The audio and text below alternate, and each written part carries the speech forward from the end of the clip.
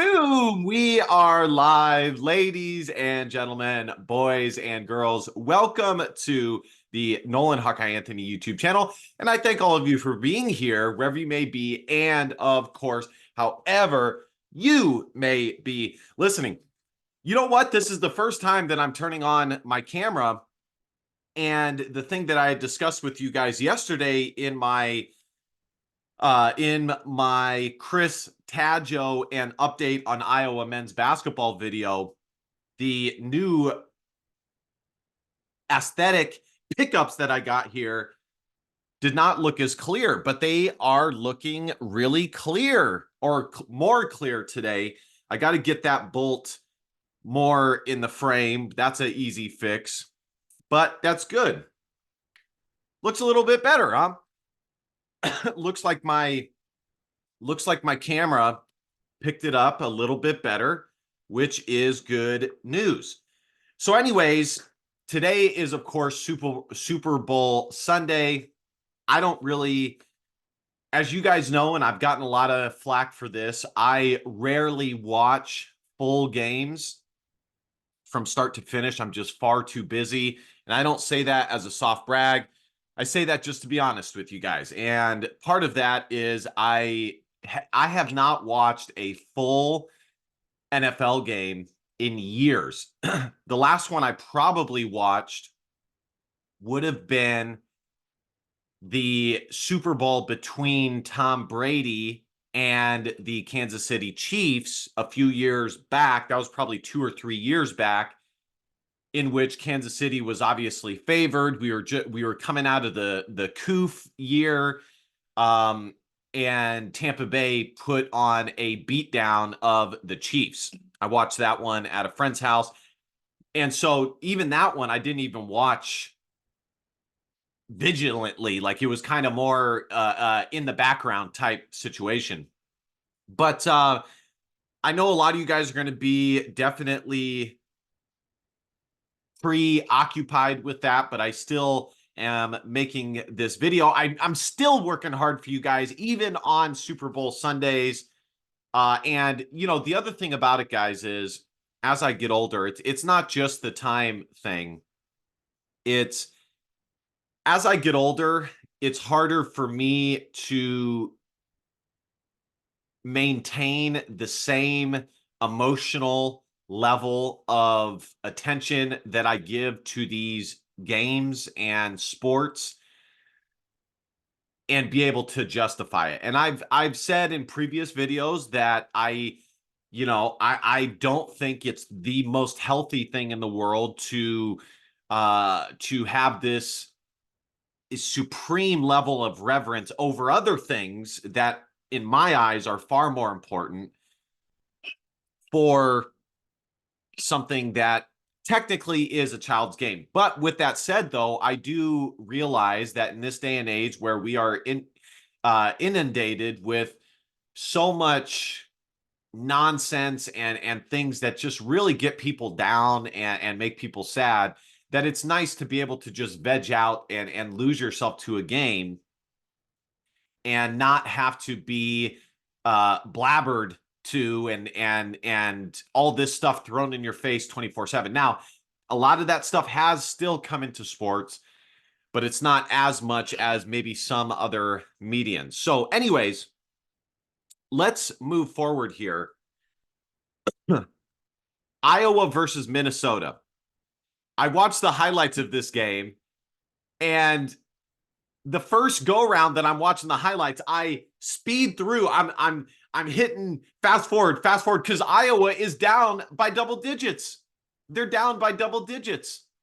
And I'm fast forwarding through, and I'm like, because usually you can tell who wins by the thumbnail. I kid you not. You can see who has won the game by who has the basketball on offense in the thumbnail. I kid you not, guys. I am 100% in my guess when it comes to that. There we go. I got the bolt in there. It's going to be hard for me to position it where both of these are crystal clear. but I think it looks better. I think my setup is really coming together nicely.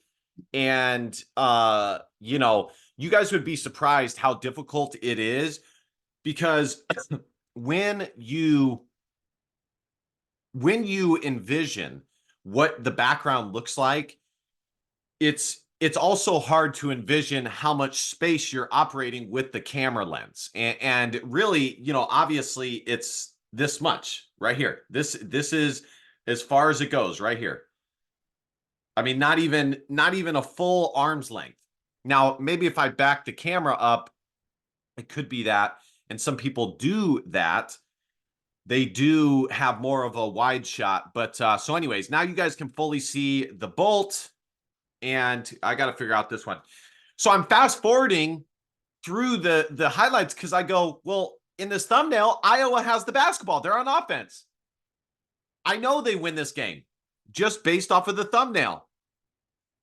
And all of a sudden, it fast forwards, and Iowa, all of a sudden, well, actually not true. Well, yes. All of a sudden, they're within 2 points in the highlights that Fox gave. And then the next shot is a 3-point shot made by Peyton Sandfort. So they took their first lead, I want to say with like 4 minutes to go, 2 minutes to go. I'm going to pull it up on my iPad here. Just, I couldn't believe it. Incredible. And when I was watching the highlights and I was starting to second guess myself, so maybe actually what I can do is I can raise this a little bit and put it right underneath my degree. Maybe that's what I can do. And I'm starting to second guess myself.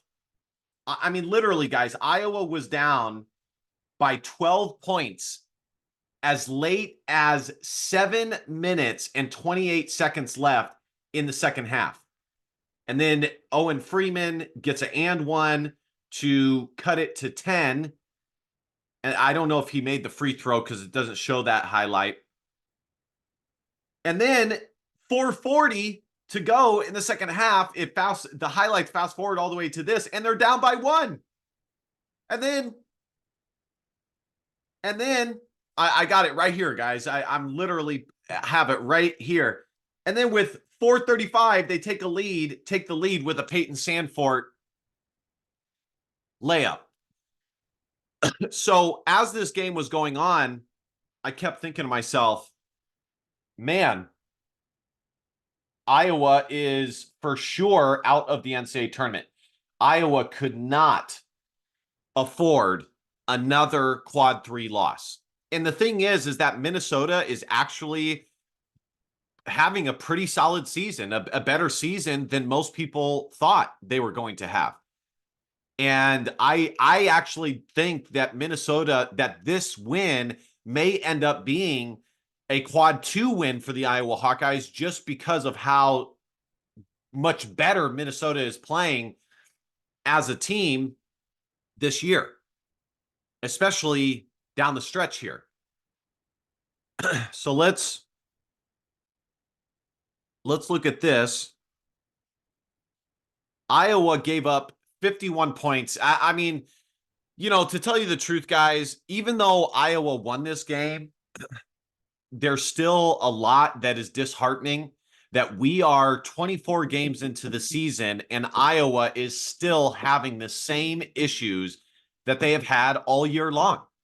They struggle to rebound at times, and they're terrible defensively often. Iowa's defense has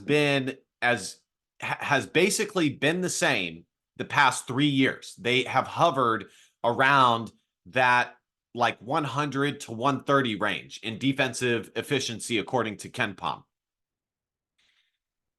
And so, it is disheartening. I mean, that's why they lost to Penn State, a very winnable game on the road. You're definitely not going to win a game on the road if you can't rebound and you can't defend. And they give up 81 points to a Penn State team that's not even that amazing on offense. But, defense is desire. It is. And Iowa lives and dies by their offensive success. They just do. So This is Ken Pom. I did a video on this yesterday. Iowa is 56th in Ken Pom. So if Ken Pom was the NCAA tournament predictor or maker, I think they would be in the NCAA tournament. They would be like one of the last four in. But look, they are 163rd in defensive efficiency. Now, their offense has improved, and that's really the only thing that has improved this year for Iowa is their offense. You know, when they were struggling middle of the season and they had a few losses in a row and they got spanked by some quad one teams, Purdue, Iowa State, and credit to Fran McCaffrey for having the courage to make these changes. He put Josh Dix in the starting lineup, then he took him out. Then he puts Owen Freeman in the starting lineup, and that was an excellent decision because Owen Freeman is a potential NBA prospect at this point. I mean, I'm just keeping it real, folks. Owen Freeman may be off to the NBA as soon as after next year, okay? Not this year, but after next year. And I guarantee you he's going to have some legitimate NBA interest this year in the offseason. But all that it didn't help Iowa defensively or even really help them rebounding wise. All it did was help them offensively. And so the differences that we've seen this year has been the emergence of Owen Freeman and Josh Dix and Tony Perkins stepping into the role I knew he was capable of and predicted at the beginning of the year. And I predicted that he would be Iowa's leading scorer. And Ben Krikke and Patrick McCaffrey have taken a step back. Peyton Sandfort is essentially the same player. He's been more consistent of late, but he's a wildly inconsistent player at times. When he's on, he's really good. When he's not shooting the ball well, he struggles to find ways to score. So that's really the only change that we've seen from this Iowa basketball team. So Iowa lost 51-37 in the first half, and then they won 53-34 in the second half. This was definitely a tale of two halves. Faux show. Tony Perkins chipped in 18, Peyton Sandfort 20. Tony Perkins 18.6 boards, 4 assists. Josh Dix 5 points, 2 rebounds. But as the commentator for the game continuously said, Josh Dix is somebody who helps your team win regardless of his scoring output. And I do agree with that. I do agree with that. Owen Freeman, 17 points, 13 boards, 4 assists. Ben Krikke, 6 points, 1 board. And Patrick McCaffrey with a nice stunner. When's the last time we've seen him chip in 20 points? Nice to see him do this. He had 21 points. And then DeSante Bowen, nothing. A big goose egg across the board. Price Sandfort, 3 points. Lajai Dembele, 0-0-0. Brock Harding, 0-0-0. They probably didn't play very much. Let me see if I can, and then we'll look at the team stats here.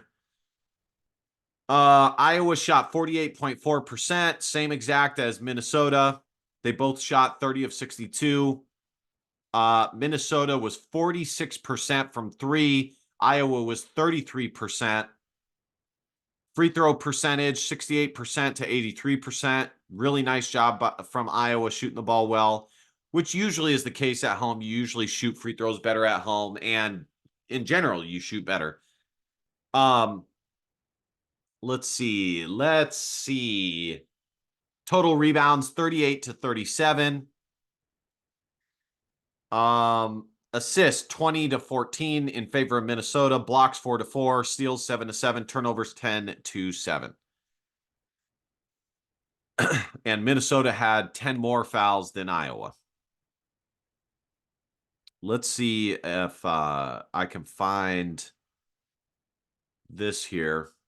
So what does this mean, guys? Well, really all this game means is that, Iowa is still in the NCAA tournament conversation. They cannot suffer very many more losses.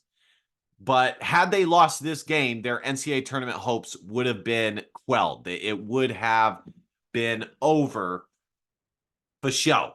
Okay. They are in the middle of the pack in the Big Ten. I think if Iowa can finish, here's the Big Ten standings right here. I think if Iowa can finish in the top 7, this will be a good year for them. And it would have been one of the better coaching performances by Fran McCaffrey. So Purdue 1, 2, 3, 4, 5, 6, 7, 8. And Iowa holds the tiebreaker over Minnesota. They hold the tiebreaker over Nebraska. They don't hold the tiebreaker over Indiana. So let's see here.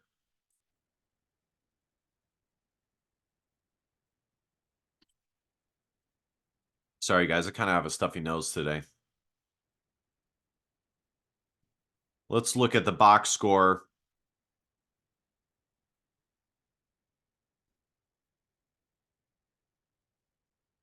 Owen Freeman, 36 minutes. Krike, 17 minutes. A lot of those minutes went to Patrick McCaffrey. Krike has definitely fallen off quite a bit. He had a good game against Penn State, but Krike struggles to be a second or third option. He either has to be the option or he struggles to be a solid third option where he chips in minimum 10 points. And I think that's been the toughest part with Krike this year is that, there's been points in the year where he's been the number 1 option. Now, Iowa's offense doesn't have a full-blown number 1, like completely and utterly every single game. The players know who the number 1 is, and they make the decisions on the court. But as far as how many plays are run for a specific player and how many looks are run for a specific player, Iowa does not have a full-blown 1 as far as that. But Krike, at times has been the guy that his teammates look to as the number 1. At times they see him more as a 2 or a third option. That's just what it is. Josh Dix, 34 minutes. Peyton Sandfort, 37. So basically all of Iowa's starters played a crap ton of minutes. Patrick McCaffrey, 25 minutes. Price Sandfort, 7. Harding, 1. DeSante Bowen, 4. I'll tell you right now, guys, I think there's a good chance that DeSante Bowen transfers out of Iowa next year, especially with the emergence of Josh Dix. He will have the opportunity to win the starting job next year with Tony Perkins graduating. But, I just knowing what I know about the current state of college sports, I think that there is a good chance that he transfers out. I also want to say, guys, that there is a good chance that I will be reacting to a video that Clay Travis recently did about the state of college football and college basketball, because I have already talked about it a lot, which is that college football and college basketball has basically turned into low-level professional sports. And it does not make sense any longer for college football and college basketball to subsidize the rest of the sports for each university and to be considered the same part or to be considered a part of the NCAA.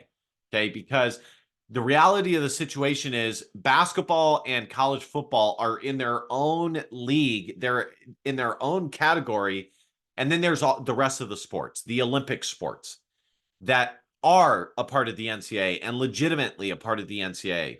So I do think I want to react to that one. It's I see a lot of things very similarly to Clay Travis, especially when it comes to collegiate sports, and I like his take on it. So we might check that out here down the line. So here's the net rankings. It has not updated it through today. It will be updated tomorrow. But Iowa is 65th, which is not bad.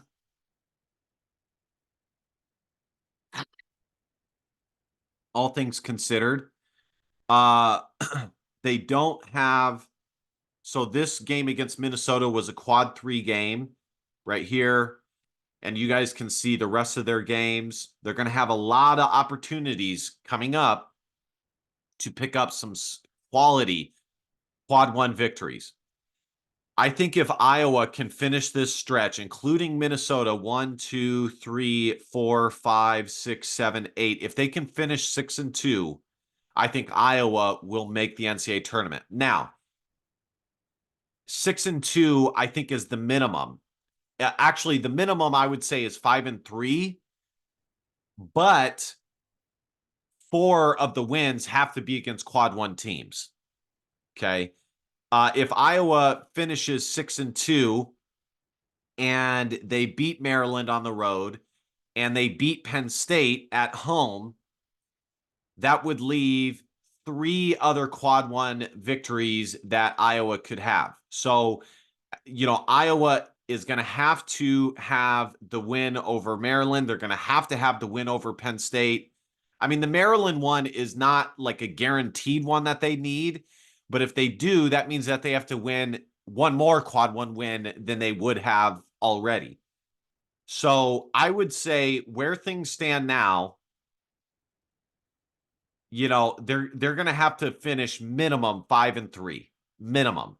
And that includes the win against Minnesota, and that is including a win against Penn State and Maryland, which leaves 2 other quad 1 victories that Iowa could have. And I think that that's reasonable. And if they can do that, they will absolutely be in the conversation for the NCAA tournament, right on the cusp of it. And especially if they have a good Big Ten tournament performance, they can absolutely sneak their way into the NCAA tournament.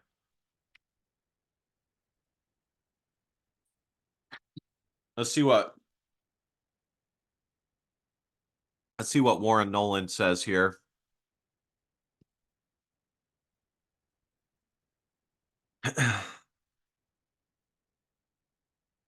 Nah, this one's not updated either.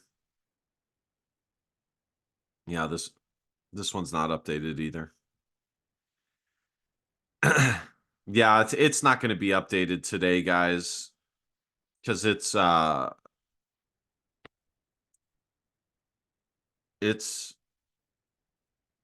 Super Bowl Sunday. It's not going to be updated, guys. But I think Iowa will move up 1 or 2 spots. They'll probably move up to 63rd, 62nd in the net rankings. That would be my guess. You never know, but it could be more, it could be less. They could move up only 1 spot. I mean, it's only a quad 3 victory. That's not the end all be all. And the thing is that the more games that have been played, as is the case now, the less room either way things are, the less room one way or the other there's going to be, because there's more data than, say, 2 games into the season, or you've only played 2, the rest of the country has only played 2-3 games into the season. You have a massive top 10 victory, you're going to jump up a lot. Whereas if you're 24 games into the season, things are more balanced, and they're not going to, a quad one victory is not going to sway it so heavily, or a quad three loss is not going to sway it so heavily as it would earlier in the year. So, yeah, this is only through February 10th as well. I don't think it's updated anywhere. But this one I did want to see. It's called Bracketologist. I want to see if they have, because so this is the cutoff. So Iowa would have to get top. So if Iowa by the end of the season can get to top 53, where Nebraska is at, I think they would have a shot with the Big Ten tournament to sneak in the back door. Now, obviously, they can go higher than that. I mean, I do think with the remaining schedule that Iowa has, they could jump as high as 45, 44. But they are going to have to minimum win 6 games for that. If they win the 5 games that I'm saying, I could see them jumping into the top 50, especially depending on what games they win. So this is their complete team sheet here. BPI has them at 50, which is not too bad. KPI 92, 10 Palm 56.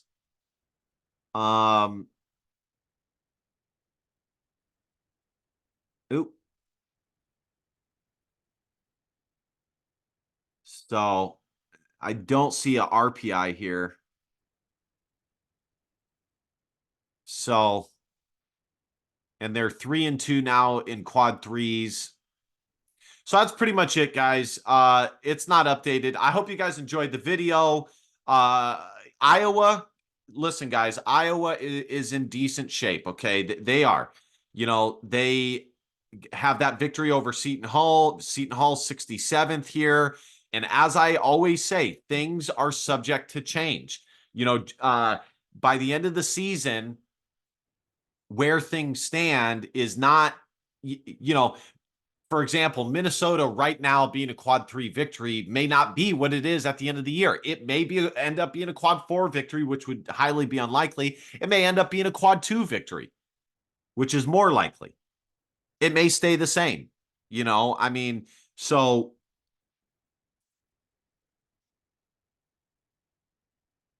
Oklahoma is 30th in the net. So they're still hanging on there strong. Creighton is 16th right here. Seton Hall 67th. Iowa State 9th. The loss that is hurting the Hawkeyes the most is the Michigan loss. By far, that is the loss that's hurting them the most. I mean, they are all the way at 111. I mean, it's approaching a quad 4 loss, guys. 161 plus.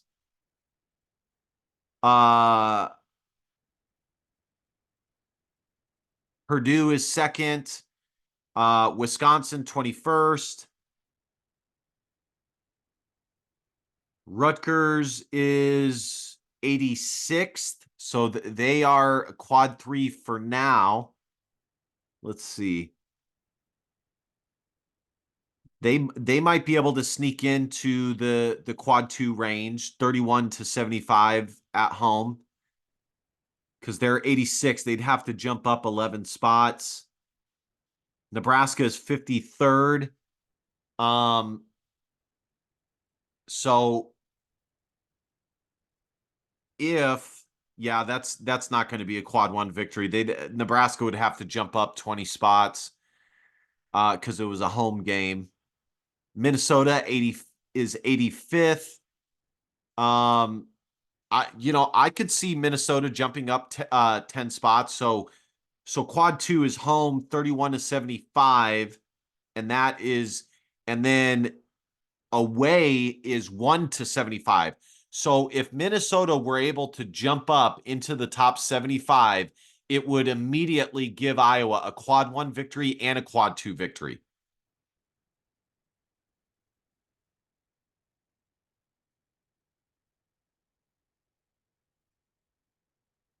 Um, Ohio State, 72nd, quad 2. They're barely hanging on as a quad 2 victory there. So, all right, guys, that's going to do it. That's pretty much all the analysis that can be there. You guys can take a look if you guys want. Take a gander one more time. Hope you guys enjoyed the bolts there. Like I said, I'm going to have to raise this up a little bit so it's a little bit higher up on my shoulder there. Hope you guys enjoy Super Bowl Sunday. Stay safe. Try not to veg out too much. Try and be a little bit productive. At the very least, subscribe to my channel, like, comment. You guys know the drill. And last but not least, DBAP, don't be a pussy willow on facts or feelings, because your feelings just don't matter. Love you guys. See you guys next time. Go Hawks. Bye-bye.